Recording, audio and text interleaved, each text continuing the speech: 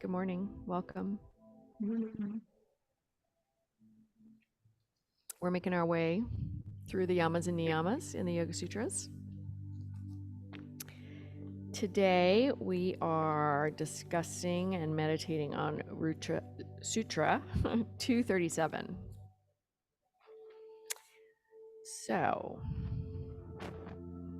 I'm going to read the sutra itself in English to us, and then we can contemplate it a little bit. It says, to one established in non-stealing, all wealth comes. To one established in non-stealing, all wealth comes. Sort of what we in the West think a little bit of as karma. Don't steal, you'll get things. If you steal, you might not.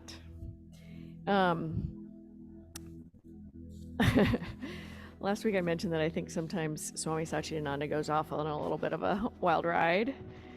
I think that happened in this chapter too. Maybe he gave both lectures back to back. And I've been studying the sutras for a long time, and there's some other thoughts around asteya that have really stuck with me in the time that I've been studying the Yoga Sutras. So I want to talk a little bit about those. I looked up the definition of steal this morning. And generally, they say things like, to take something without permission or knowledge. To take something that doesn't belong to you without permission or knowledge. So clearly, taking somebody's car or somebody's shoes or whatever, I mean, that's pretty clear. I think we're all versed in that version of stealing. Where it gets interesting for me is what I'll call mindless stealing, because I don't think it's often malicious. But it's a version of taking something from somebody without their permission. And the first thing that comes to mind for me, which I'm guilty of, so I've meditated on this, I'm like, yeah, I do that, is like stealing the conversation. So you're in a conversation and you just take it where you want it to go instead of really being and listening to somebody. And I know I do this because I have a best friend who gets this look on her face when I do it. And I'm like, oh, I guess I just interrupted her and stole her voice in the thing that she was sharing. So I think sometimes it's just that we're not mindful. And these practices are around teaching us to be more mindful in the way we interact with people. So I think there are versions of stealing where it's not necessarily conscious that we're taking something that doesn't belong to us, but it can be unconscious. And our practice can help us just bring that little pause into our awareness and say, okay, is this mine? Is this moment mine to change the conversation? And there's other things that I think are similar to this. Another one is credit, taking credit for something that maybe you weren't responsible for. Stealing somebody's joy. That one is a little bit slippery, I think. Sometimes it's unintentional, but I think sometimes it is intentional. Like sometimes we're not feeling great and somebody's experiencing something good and we want to take that. There's some maybe jealousy or anger that we're dealing with, and we just change the conversation in a way that takes away their excitement. An example of this that I'm guilty of, have been, and do my best not to, is somebody's going on a trip. They're like, "Oh, I'm going to Portugal." And they start to tell you all about Portugal, and then you tell them all about your trip. Yep. Yeah. I mean, there's a time for that in conversation. And there's also an awareness of, okay, maybe it's time to listen. And it maybe wait until you're asked.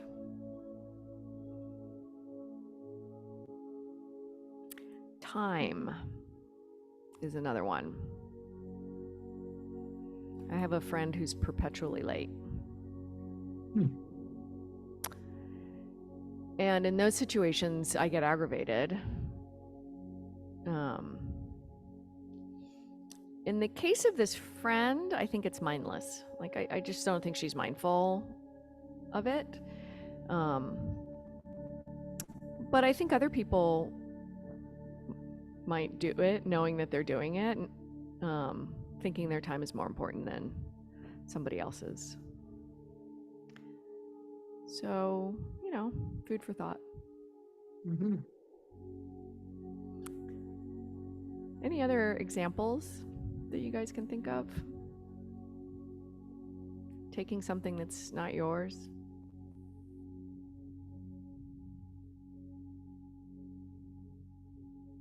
Well, let's practice. There might be some things that come up into your awareness as we practice. I feel like, when we first start practicing, there's so much emphasis on just not thinking and setting your attention and trying to stabilize your attention. And as we get more experienced, it's really a great time to be in inquiry. Like, And then if we get down the rabbit hole, to swing back to our anchor. So I'm going to invite you into that kind of inquiry practice today. Give yourself permission to kind of be in the curiosity around where you might take things, perhaps unintentionally. I'll do some cueing as we go. All right. So create your posture.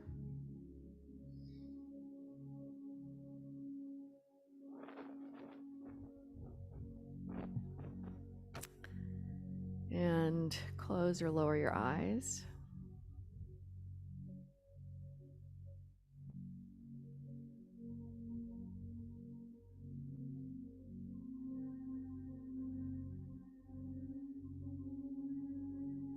For the first few moments, give yourself the space to just kind of touch into your physical experience right now.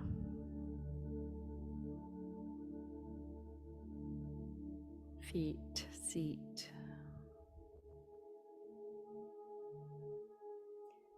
hands.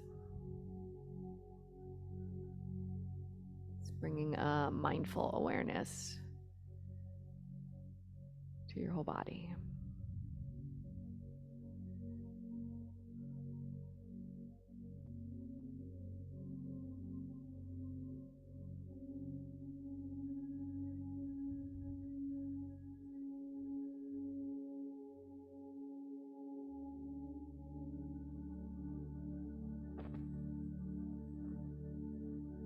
Notice your breath right now. Witness the energy of it, settled or maybe a little anxious, just awareness of what's right here.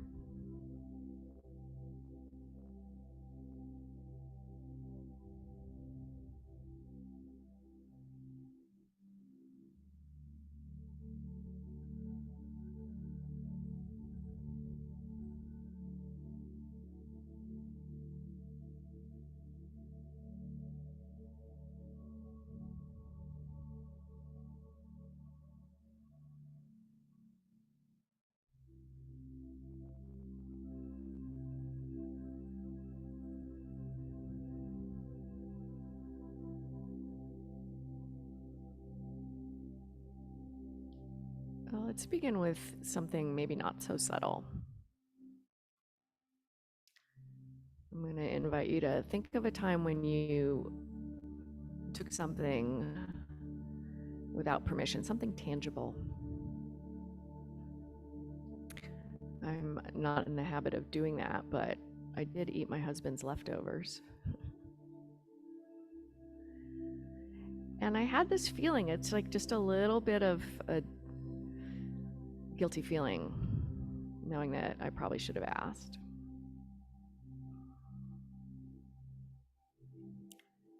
So any example, even if it's not something worthy of going to jail.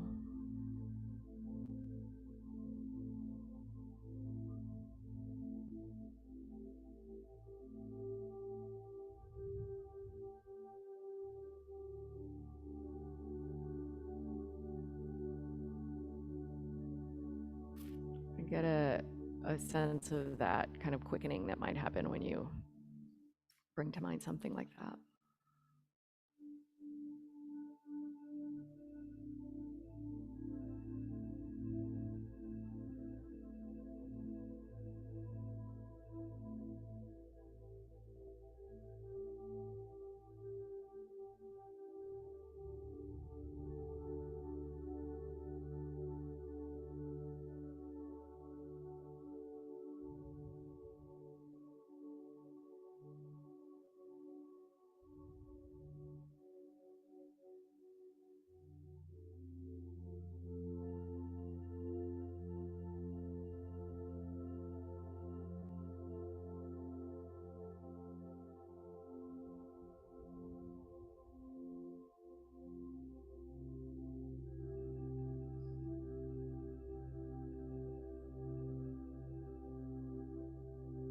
The quickening is it's kind of a signal to pause, check in.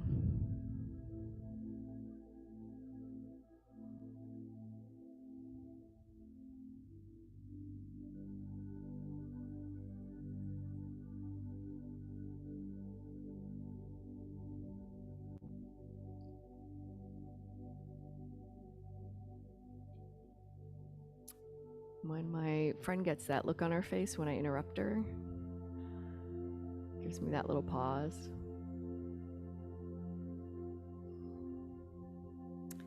And now I've gotten so that I actually notice it myself, give myself a little pause.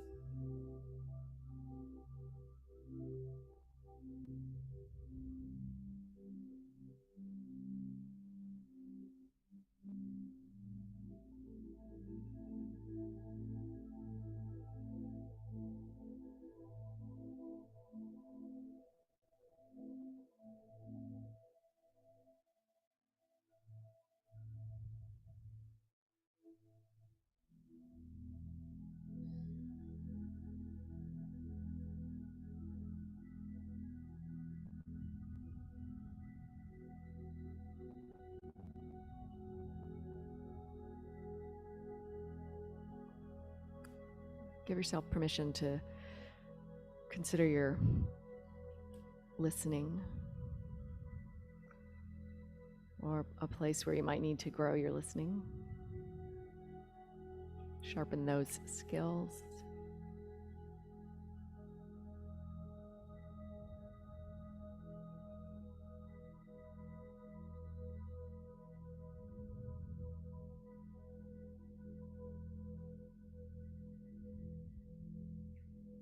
There might be a particular person,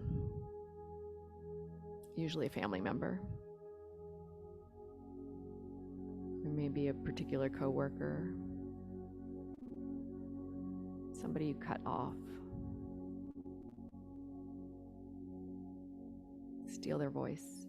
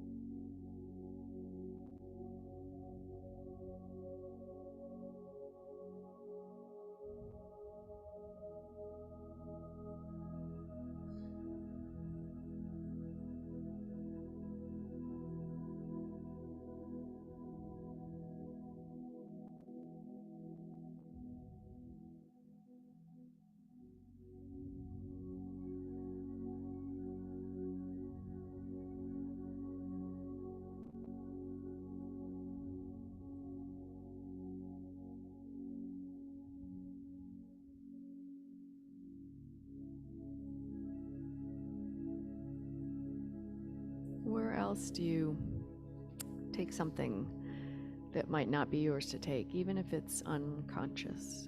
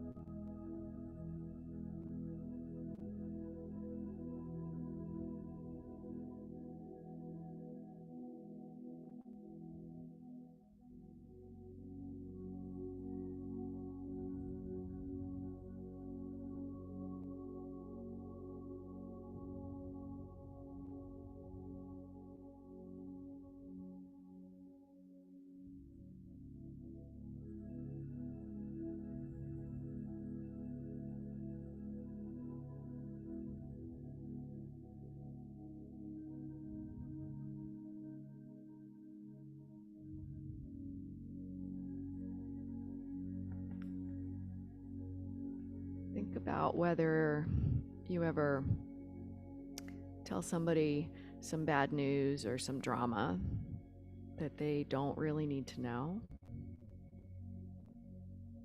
and thereby stealing their joy or peace of mind.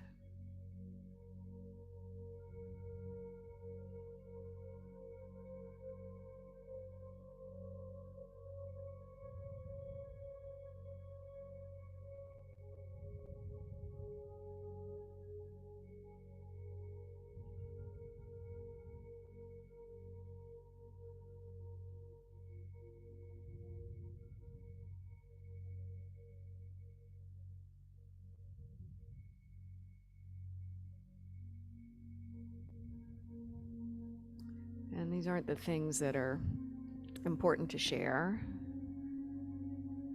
with some people. These are the things that are just drama, wanting to bring somebody in on it with you.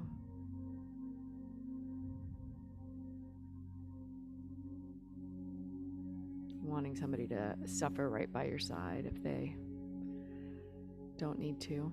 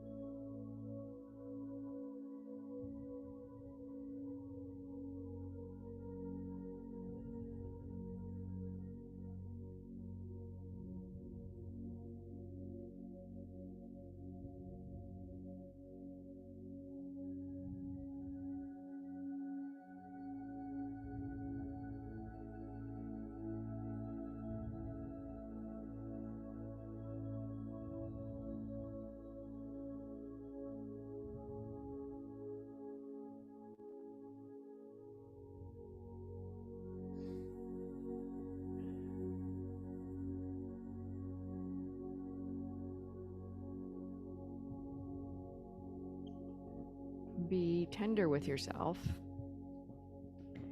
and wake up.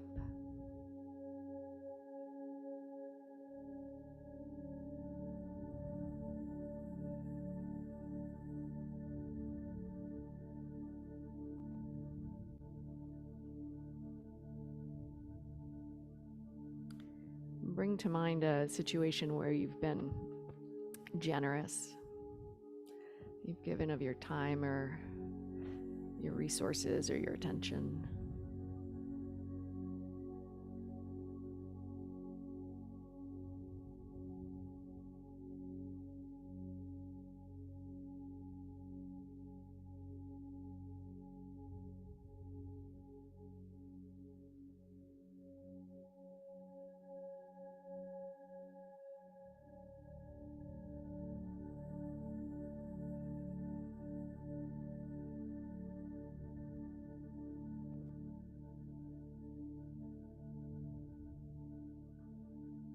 Notice how you feel right now.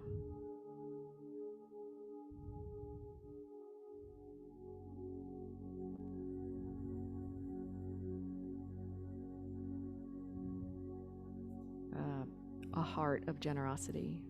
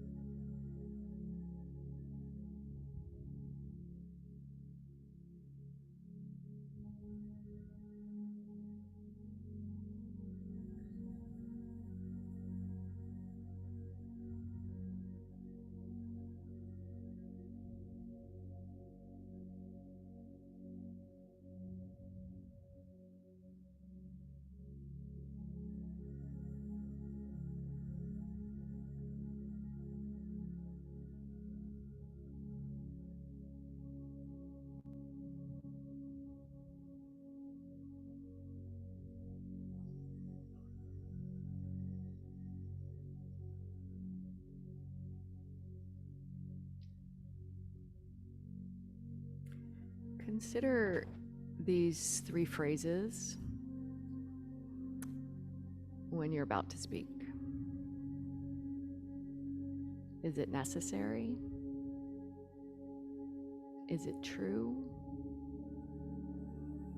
Is it kind?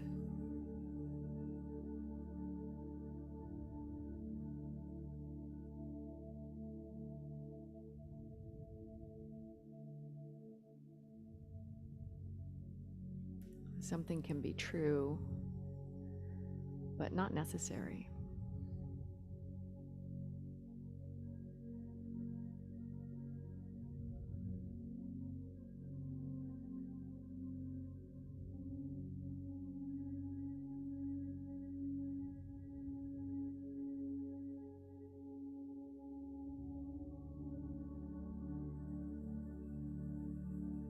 Especially if it takes somebody's peace of mind or joy.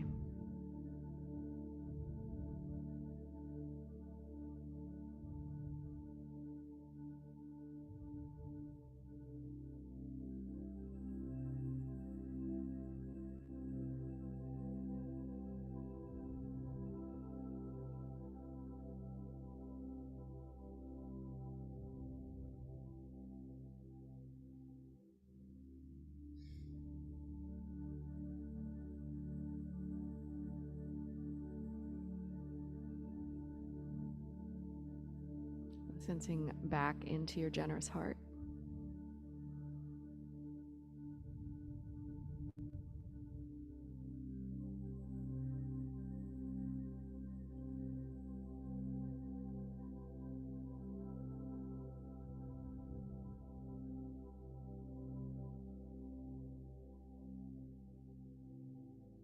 Sensing back into a half smile.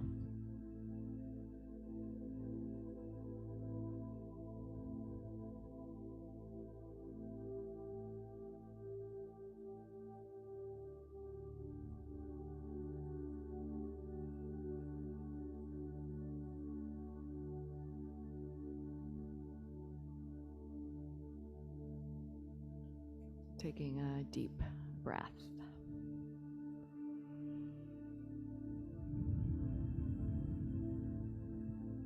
And one more nice big kind of clearing out.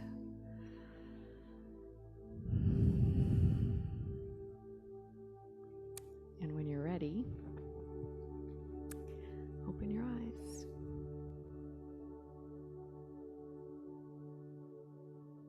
Thoughts? Insights? Yes, Paula? You're muted, so please unmute yourself.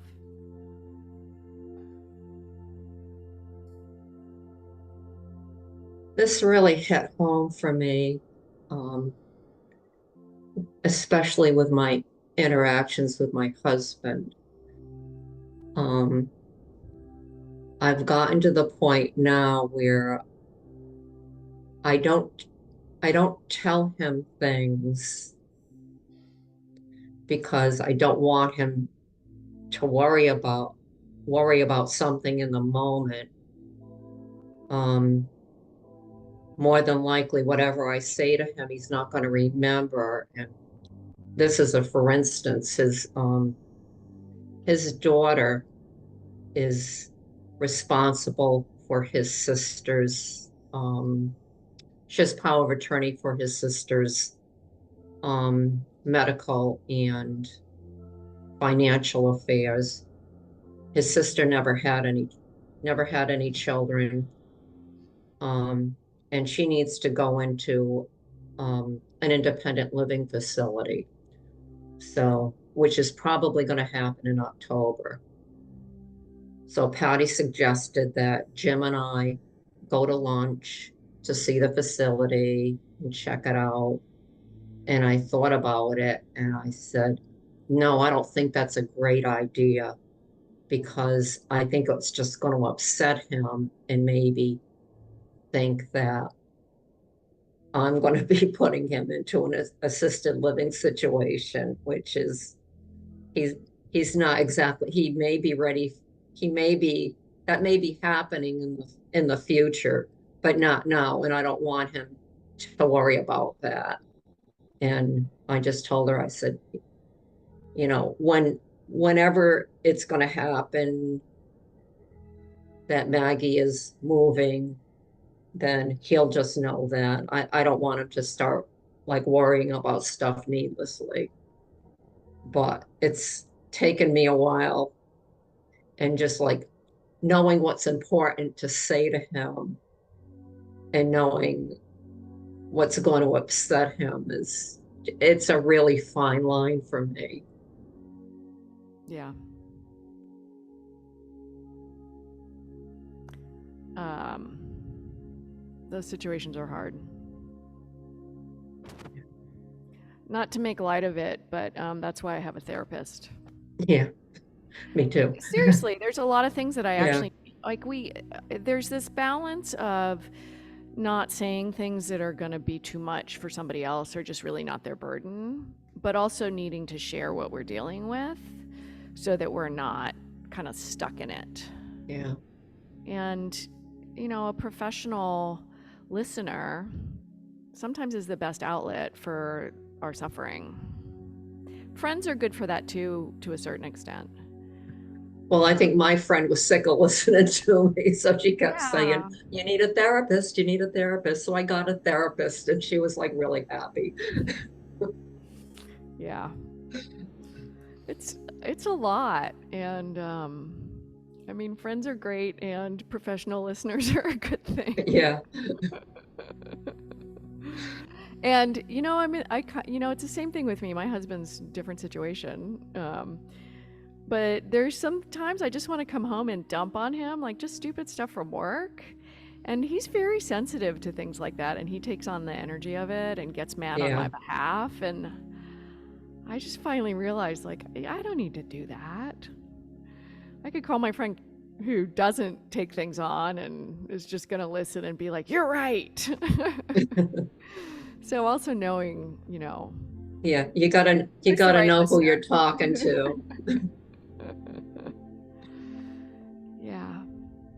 So, I guess the thing that I want to share with everybody is, you do need to be heard, and just being mindful of the right way to share what you need to share is important, and to respect other people's need for their own peace of mind as well. So it's not a black and white, easy to discern thing, but that's why we practice.